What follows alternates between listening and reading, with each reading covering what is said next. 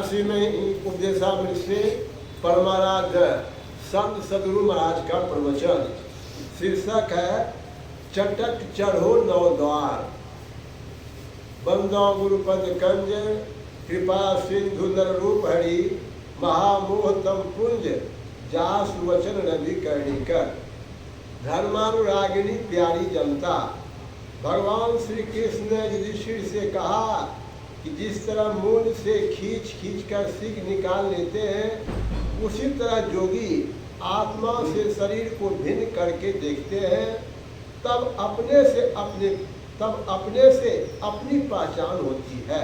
भगवान श्री कृष्ण ने युधिष्ठिर से कहा कि जिस तरह मूल से खींच खींच कर सीख निकाल लेते हैं, उसी तरह जोगी आत्मा से शरीर को भिन्न करके देखते हैं, तब अपने से अपनी पहचान होती है। सीख के ऊपर कई खोल चढ़े होते हैं, एक एक करके निकालने पर अंत में मूंज मिलती है। इसी तरह शरीर के अंदर जीवात्मा है, उसके ऊपर पहला खोल जड़ का है, वह है महाकारण। महाकारण कहते हैं त्रय गुणों के सम्मिश्रण रूप को। वहाँ तीनों गुणों की शक्ति बराबर बराबर रहती है। जहाँ तीनों गुण बराबर बराबर रहते हैं, उसको कहते हैं साम्यावस्था धारिणी जरात्मिका मूल प्रकृति। जड़ का पहला खोल यह है। इसके अंदर में दूसरा खोल है जिसको कारण कहते हैं।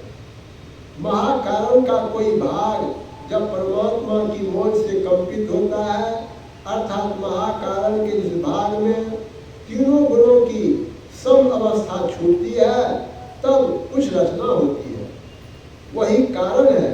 उसके ऊपर है सूक्ष्म, जिसको इंद्रियों से नहीं देख सकते, किंतु रूप रेखा बन जाता है।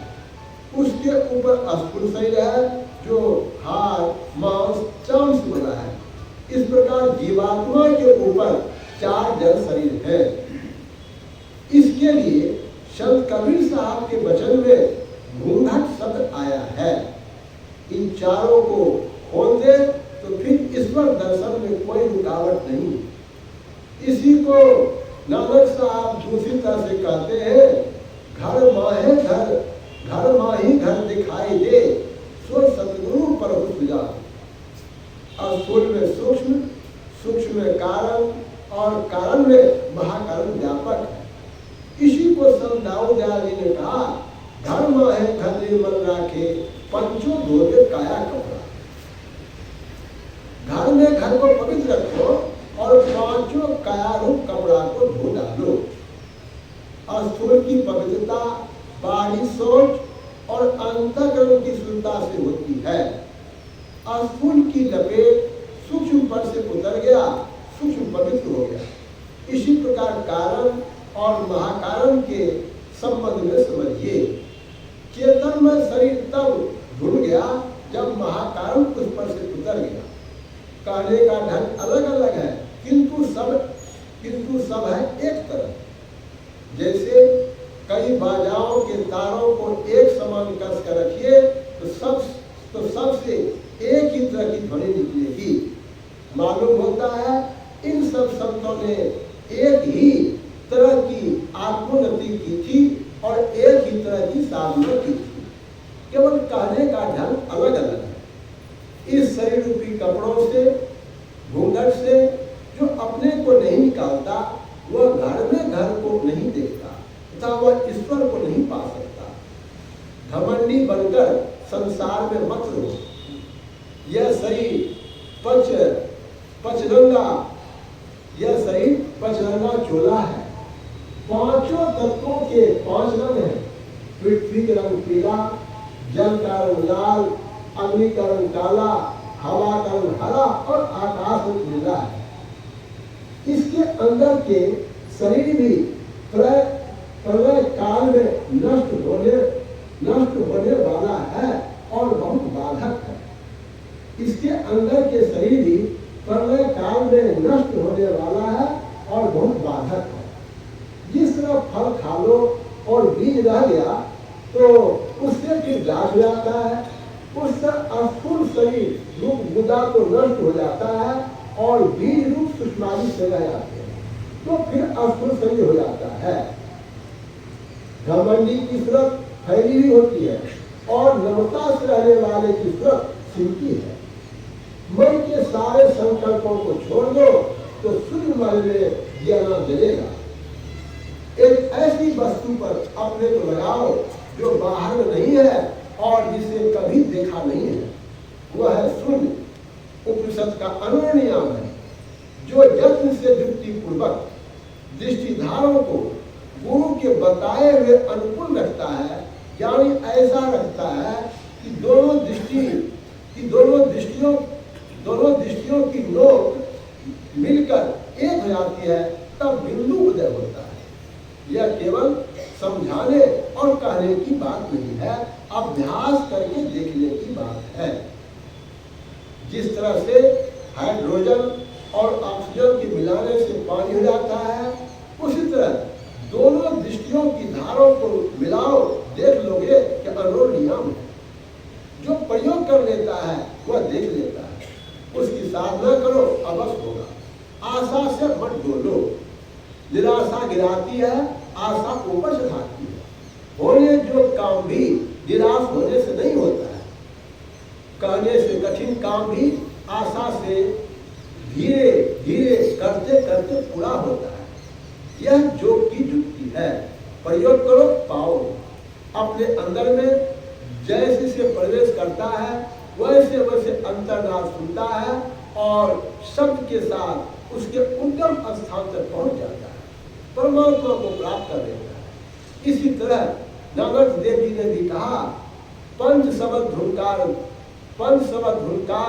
धुनत बाजे शब्द निशान, सुखमन के घड़ियाल सुनी सुन मंडल मिलाई, अकथ कथा विचारिये मनसा मन समाई, सभी सखिया पंचे मिली गुरुमुख निज घर बासु, सबक खोज क्यों घर रहे नानक सासा।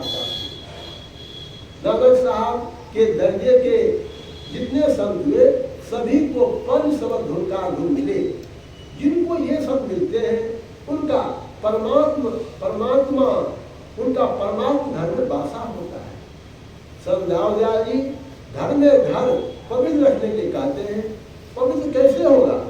सो पहले कहा चुका है, त्रिवेणी तट पर अपनी मिट्टी को रखकर शमदम की साधना करो तो पांचों शरीर कपड़े धुलेंगे और जहाँ सूरत की बैठक है उसके सामने उसकी स्थिति बन जाएगी।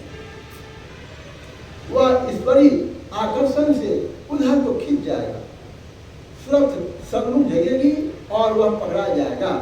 इस तरह भक्ति करते हुए अपना उद्धार होगा। यह भक्ति का सार है। साथ ही साथ यह रास्ता सकरा है, यह हाथी घोड़ा ले जाने का रास्ता नहीं है, इसमें सूरत जाती है, इसके लिए तंग रास्ता है। इसी तरह रघुपति भगति कर्म कठिनाई गोस्वामी तुलसीदास ने कहा है, घबराओ नहीं, कठिन काम है तो यह समझो कि जिस कला में पारंगत हो जाता है, विशेष अभ्यास हो जाता है, तो वह विद्या उसके वास्ते सुगम और सुख देने वाली हो जाती है। अभ्यास के बिना कोई अभ्यास नहीं होता। छोटी मछली नाले से भाटे से सिरे की ओर जिसकी धार तेज होती है चली जाती है, किंतु गंगा की चौड़ी धारा में हाथी नहीं जा सकता, वह बह जाता है। बालू और चीनी का मिश्रण करके बुद्धिमान प्राणी जो मनुष्य है वह उसको अलग अलग नहीं कर सकता, किंतु छोटी चींटी चीनी को चुन लेती है और बालू को छोड़ देती है। सिमटी भी सूरत सपड़ी है, चींटी है और फैली भी सूरत हाथी है। जिसकी सूरत सिमटती है वह पिंड से ब्रह्मांड की ओर चला जाता है।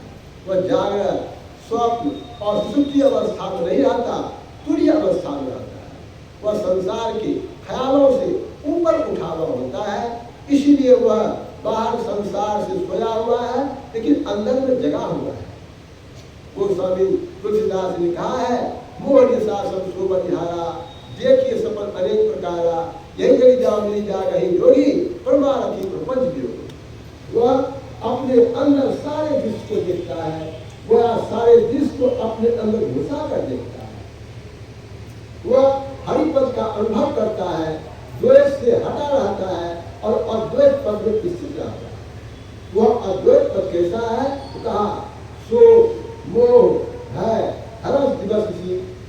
निकालता नहीं। गोस्वामी तुलसीदास जी कहते हैं कि इस दशा से जो हीन है उसका संशय निर्मूल नहीं होता।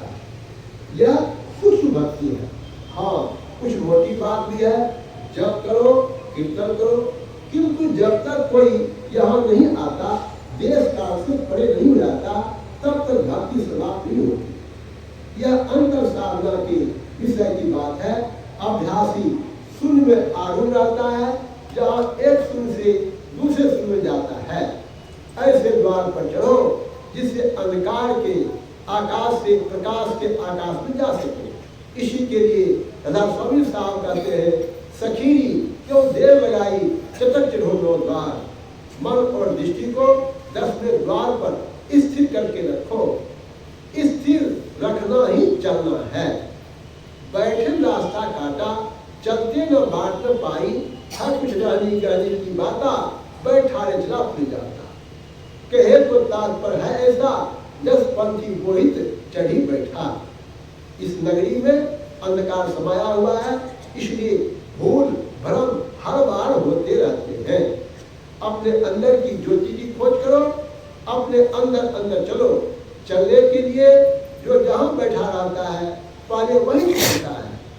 तुम अंदर में जहाँ बैठे हुए हो, अंदर अंदर वहां से चलो। संतों ने अंदर अंदर चलने का आदेश दिया है। बोलिए प्रेम से सद्गुरु महाराज की जय। प्रातः स्मरणीय अनंत श्री घोषित परम पूज्य संत सद्गुरु महर्षि में परमहंस महाराज का प्रवचन बिहार राज्य अंतर्गत भागलपुर जिले के कहलगांव धर्मशाला में दिनांक 12/3/1955 ईस्वी को हुआ था। श्री सद्गुरु महाराज